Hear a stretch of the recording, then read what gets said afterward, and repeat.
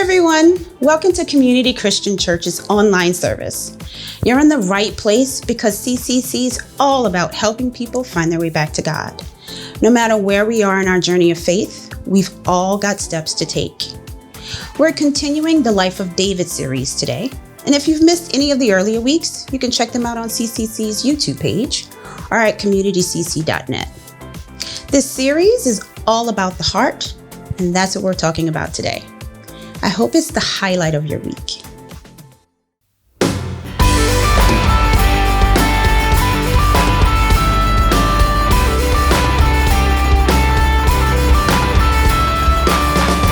There were walls between us, like a cross you came and broke them down. You broke them down. There were chains around us, by your grace we are no longer bound. No longer bound. You call me out of the grave. You call me into the light. You called my name and then my heart came alive. Your love is greater. Your love is stronger. Your love awakens, awakens, awakens me. Your love is greater. Your love is stronger. Your love awakens, awakens, awakens me. Fear the dark and is shaking. All the dead are coming back to life. I'm back to life. Hear the song awaken. All creation singing we're alive. 'Cause you're alive.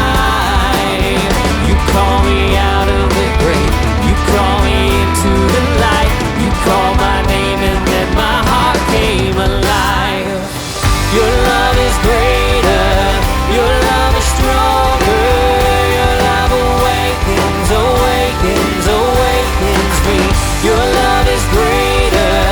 Your love is stronger. Your love awakens, awakens, awakens me.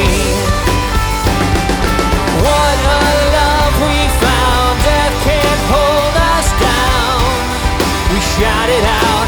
We're alive 'cause you're alive. And what a love we found. Death can't hold us down. We shout it out. We're alive 'cause you're alive. Your love is greater. Your love is stronger. Your love awakens, awakens, awakens me. Your love is greater. Your love is stronger. Your love awakens, awakens, awakens me.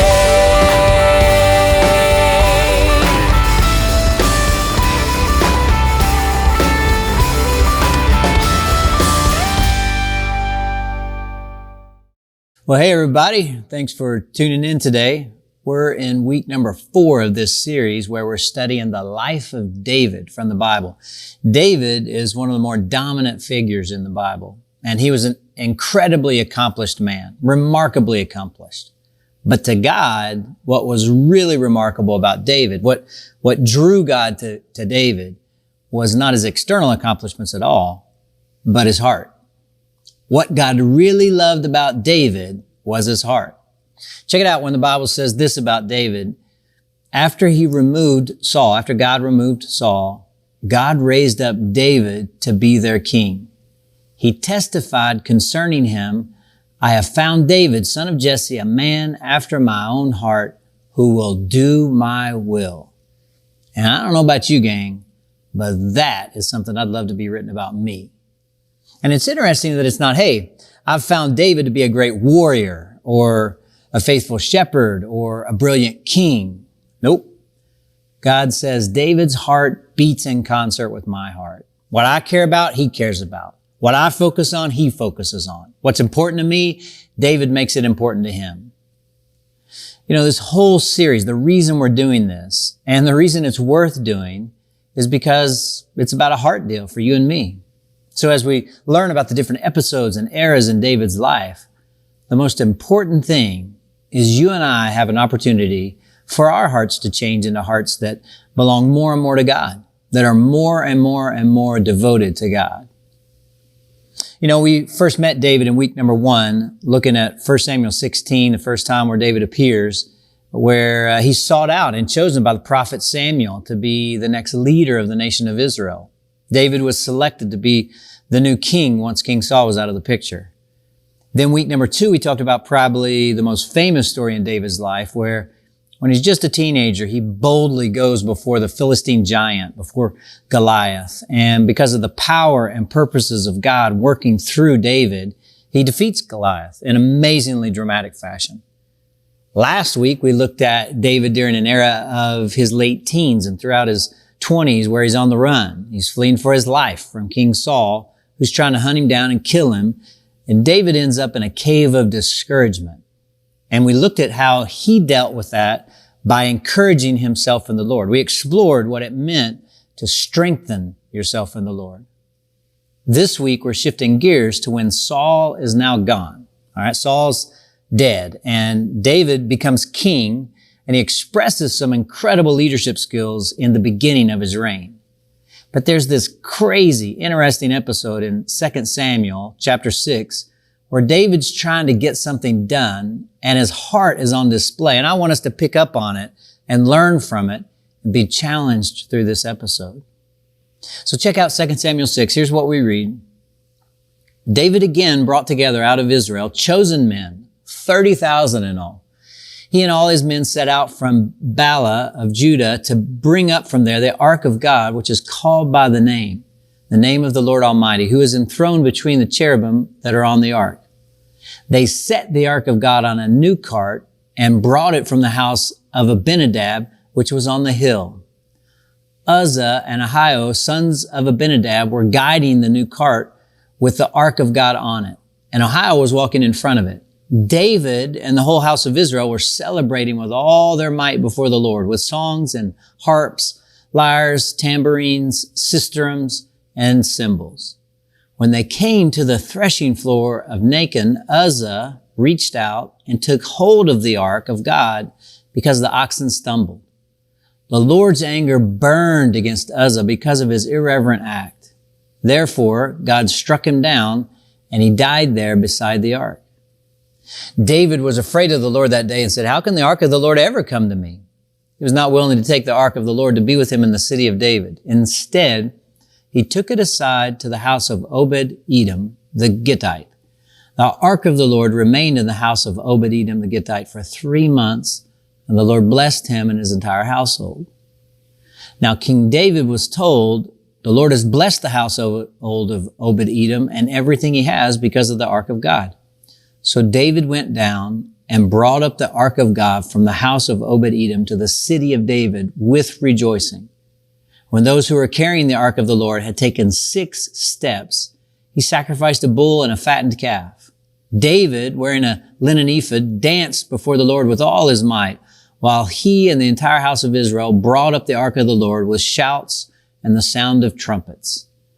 As the ark of the Lord was entering the city of David, Michal, daughter of Saul, watched from a window. And when she saw King David leaping and dancing before the Lord, she despised him in her heart.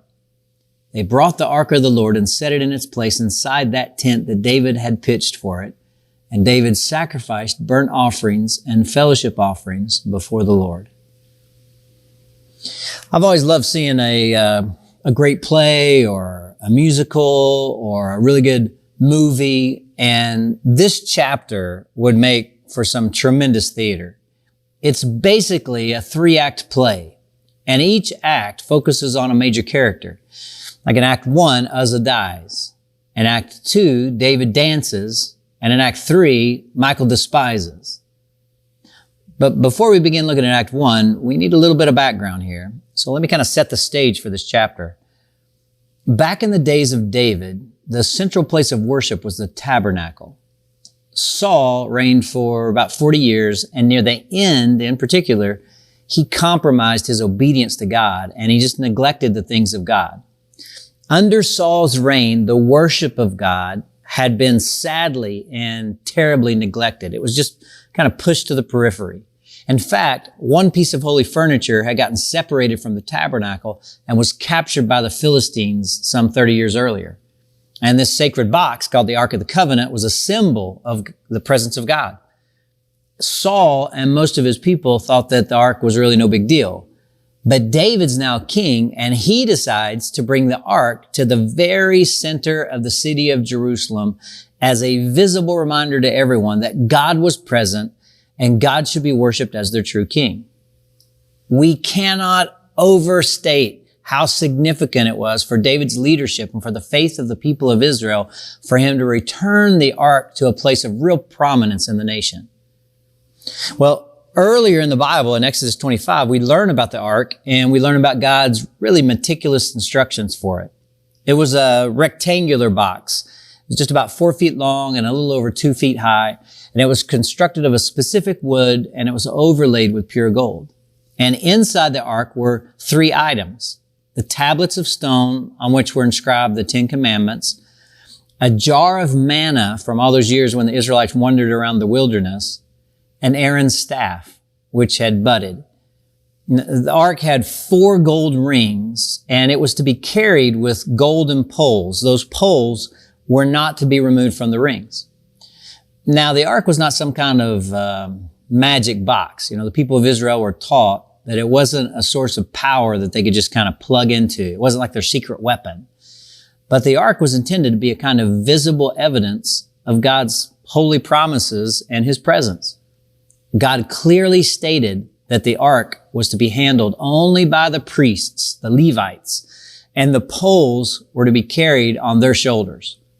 So sacred was the Ark that no one was to touch it or even look into it or they'd die. And this all sounds really strange to us, but this is all before Jesus came and before Jesus died and was raised to new life.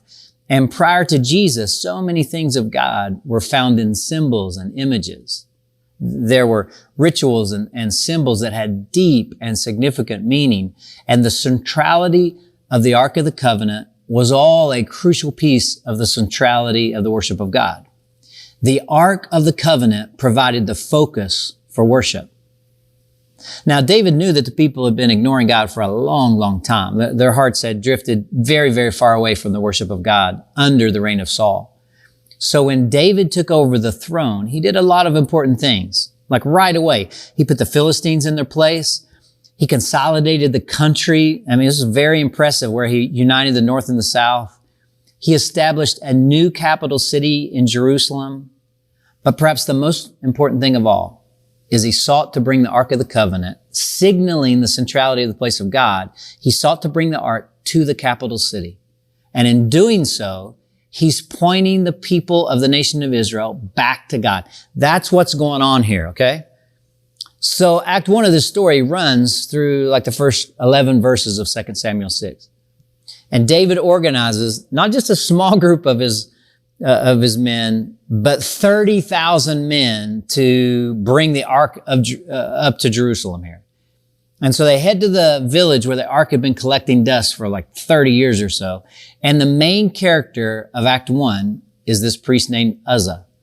Uzzah and his brother were assigned the role of supervising the delivery of the Ark to Jerusalem. Now, you can picture this scene, right? The house was up on a hill there, and David has put together this huge celebration. Like all the people there were playing instruments and trying to get just as excited as David was about this big move. Uzzah and his family, they had placed the Ark of God on a cart to get it down the hill. And verse 6 tells us that the ox, they stumble, and so Uzzah reaches out to steady the Ark so it wouldn't fall. And right then, in the middle of all this revelry and celebration, this shocking thing happened. God struck Uzzah down, and he died right there beside the Ark. It was shocking, and it was confusing. we're told that the Lord was angry because of Uzzah's irreverent act. And the party literally was over at that point. I mean, this event stunned everyone who was there, including David. But all these centuries later, it stuns us too. Like we look at Uzzah's reflexive action to protect the ark, really, and we don't quite understand why God killed him. It makes God seem mean to us. The commentators and scholars, though, they point out that Uzzah's action was not just a mistake of the moment. It had been building for a long, long time throughout Uzzah's life as he had gotten pretty loose with the truth of God and the ways of God, which God expects us to completely prioritize. Don't miss this, all right? See, as we already learned from the guidelines in Exodus, it was never intended that the ark be transported on a cart. The only way it was to be moved was on the shoulders of the Levites holding the golden poles. Never was the ark to be touched by human hands. But Uzzah thought he had a better plan, and he took a more convenient route. He didn't revere God's name or God's plan or heed God's instruction at all. While Uzzah's whole life as a priest was supposedly focused on God, his heart was actually far from God because he didn't heed the instruction of God. Now, we might say, who cares how you get the ark down to Jerusalem as long as it gets to Jerusalem? Like, who cares how you do it so long as you do it? Well, God cares. I mean, we might think, poor Uzzah. I mean, he was just doing the practical thing, wasn't he? He reached out to steady the ark so it wouldn't fall, and that's it. And instead of the ark falling off the cart and maybe busting it up and, you got to grab it, right? What should he have done? Well, I tell you what he should have done. The Ark of the Covenant wouldn't have been in danger, and Uzzah wouldn't have been in danger if he had carried it exactly as God commanded. Have the Levites carry it, use the poles that slid through the little ringlets at the bottom of the ark, have the poles up on the shoulders of those specially chosen men, and let them balance that holy chest as they carried it from one place to the other. But he didn't do that. He took a convenient route, and he changed the details to kind of fit his situation or fit his fancy. He just put it on a cart. The problem is that Uzzah hadn't done his homework, or he just blew off the homework. He didn't follow God's command. And here's the principle, gang. If you have a heart for God, you revere his word, and whatever principle or instruction you find in his word, you live according to that. You decide according to that. You submit your own preferences and whims according to that. And God had clearly articulated what he wanted when it came to moving around the ark. Levites, ringlets, poles. Who cares about Levites, we say? God does. Who cares about the ringlets? God does. Who cares about golden poles to go through the ringlets?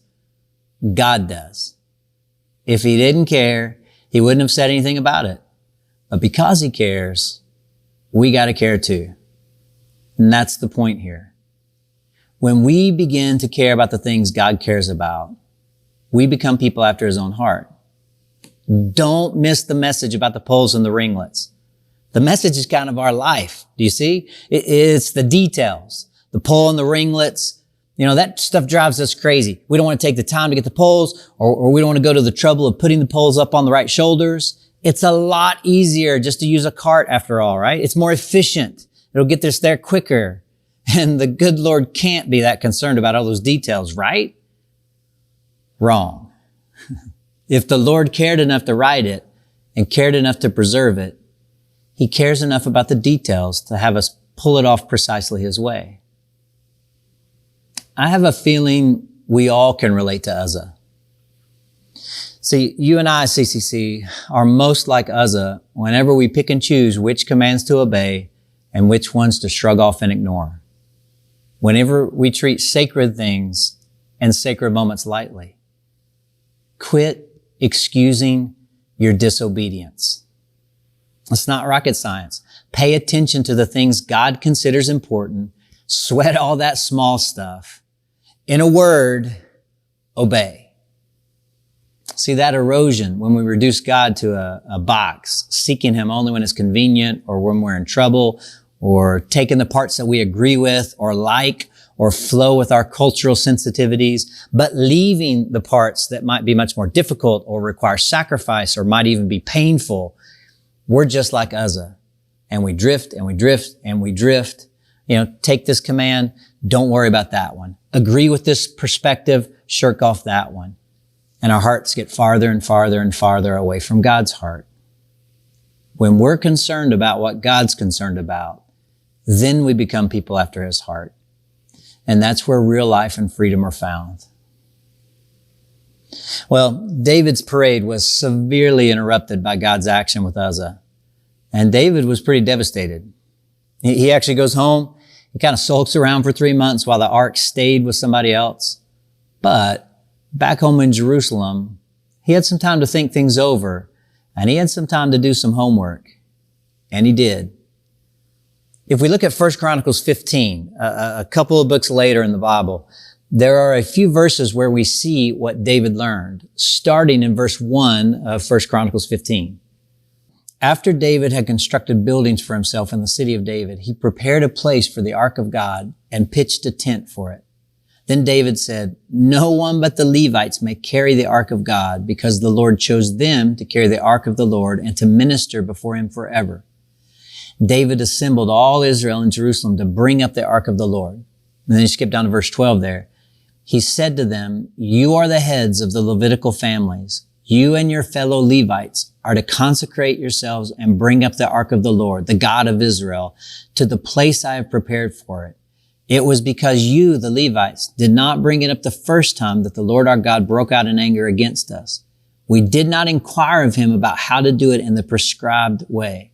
So the priests and Levites consecrated themselves in order to bring up the ark of the Lord, the God of Israel, and the Levites carried the ark of God with the poles on their shoulders, as Moses had commanded, in accordance with the word of the Lord." All right, so David realized the error of his first plan, and being a man after God's own heart, he gets it, and he does it God's way. He has an obedient heart. David sweats the small stuff. Levites, ringlets, poles. That's kind of Act 1. And then comes Act 2, where David dances. David stages the whole scene again. And this time he's determined that the priests would do everything the way God wanted. And David called everyone together for an ark-moving meeting, and he led them to follow all of God's instructions. And they prepared themselves, and they offered sacrifices after taking just 6 steps. Verse 14, back to 2 Samuel 6, tells us that David entered into this sequel with every bit as much passion, if not more, than the first time he tried. He danced before the Lord with all his might. They were singing and shouting and the sound of all these trumpets. In his obedience, David was free. Out of the genuine joy of his heart, David danced. He even replaced his royal robes with a garment called a linen ephod, which was the priestly dress. His outfit was particularly appropriate for that kind of ceremony. And the picture here is of David as a worshiper. He was passionate about honoring and celebrating the goodness and faithfulness of God, the strength and power of God, the majesty and glory of God. There was a joy to celebrating God. I have a feeling for some of us, we get a little fuzzy about why it is that we worship. Like, why come every week? Why does God even require our worship? C.S. Lewis admitted that an early stumbling block in his coming to faith had to do with all the demands in the Bible to worship God, to praise God. He wondered if God sort of craves our worship like someone who's vain wants compliments. Gradually though, Lewis began to understand that worship is not just a command, but it's a natural response. Worship is essentially adoration. And Lewis saw that. He saw that all our enjoyment in life spontaneously flows into praise. People praise a beautiful day, or they praise their favorite coffee, or they praise the person that they love. And then people want to urge others to join them. We say things like, just look at that sunset. Isn't that a magnificent sunset? We're inviting people into it. Our praise, says Lewis, completes our enjoyment. Worship, he says, is our natural response to the wonder of who God is. Worship is the natural, heartfelt, genuine response to the character, the works, and the grace of God. Do you have a joyful response to the grace of God in your life? You know, just as Uzzah didn't die all of a sudden, David didn't dance all of a sudden. Uzzah didn't get careless with the things of God overnight, and David regularly filled his mind with God. He saw the Lord everywhere. He saw the Lord as his commander, his shepherd, his rock, his refuge, his savior. You know, the Psalms, they reveal to us how much David delighted in and dwelt on the things of God. Thus, David's expression in public worship, it was simply the result of his practicing God's presence in private ways through many moments of his day.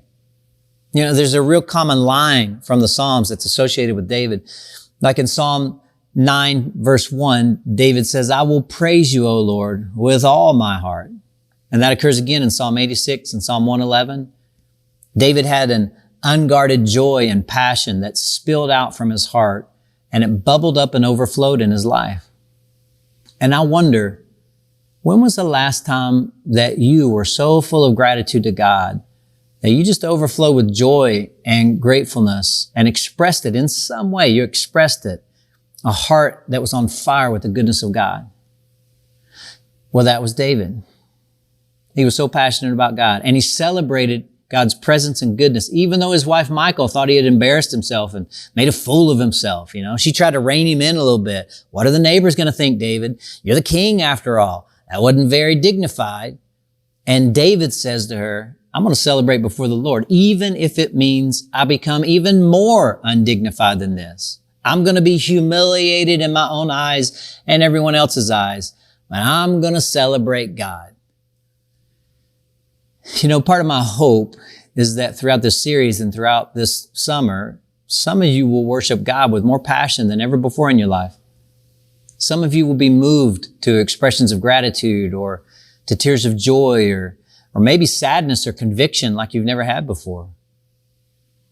David, he ends up making it very clear to Michal that he was going to celebrate, and his celebration was before the Lord, and that he fully intended to become even more dignified.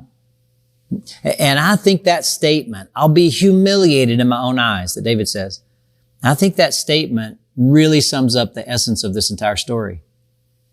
David understood to the depths of his soul that life and worship were not all about him. Uzzah's eyes were on his own agenda. Michal's eyes were on other people. But David's eyes, they were on the Lord. Gang, worship is the time, maybe the only time, when we interrupt our endless preoccupation with ourselves and we turn our attention toward God. When we focus on Him and express to Him our love and our gratitude, that's what's happening with worship. David loved God with all his heart, with all his soul, with all his mind, with all his strength, and it led to him dancing before the Lord with all his might. See, David brought the ark home. And that's what we need to do too. There's this parallel to us from 2 Samuel 6. In our lives, we're the king or the queen or the CEO. You know, we're the board. We call the shots. We're the supervisor. However you want to frame it up. We make the decisions.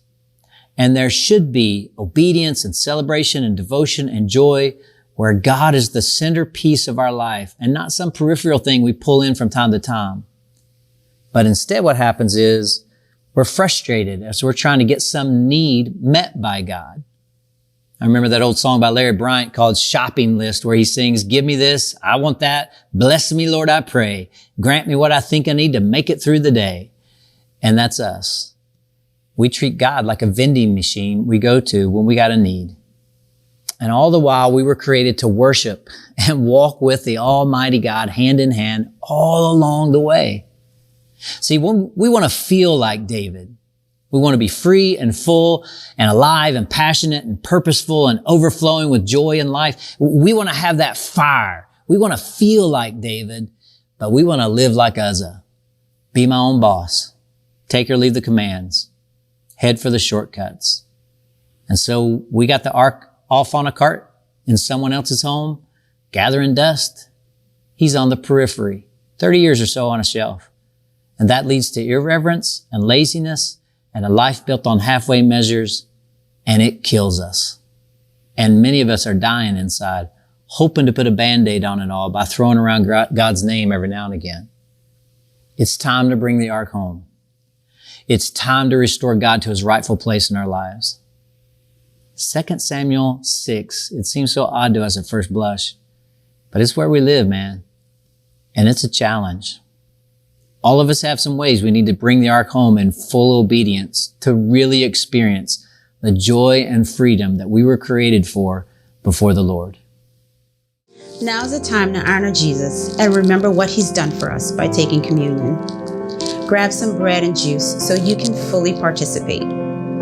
We eat bread to remember that Jesus' body was beaten and crucified, and we drink juice to remember his blood was shed on the cross. Communion is central to who we are as followers of Jesus. It reminds us that we've been forgiven and made right with God because of Jesus' death, burial, and resurrection. Let's take some time and remember Jesus' sacrifice and what that means for our lives.